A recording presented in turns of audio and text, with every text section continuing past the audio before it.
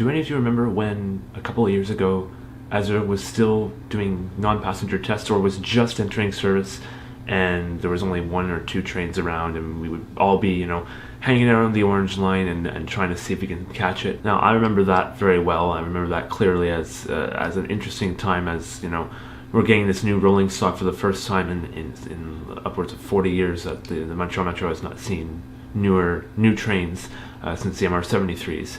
And of course that meant seeing it at every opportunity and trying to catch it for videos, photos, and whatnot, as enthusiasts do, as we all do. There was one moment that I remember clearly was an interesting catch, and I actually filmed it but never posted it, strangely. I never got to posting it. Maybe I was doing something else on the channel at the time and I didn't want to bombard everybody with more Metro content. Maybe I had too much going on. I was trying to, I was starting to think about, diversified content.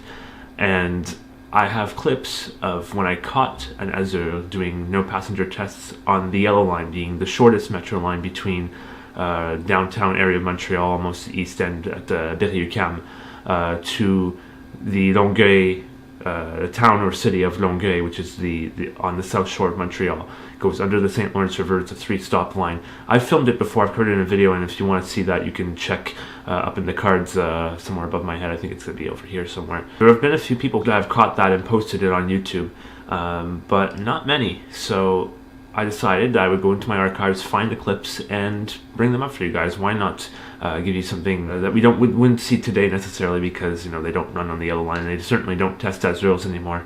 They're well ingrained in the service schedule, and there's no more testing needed at this point.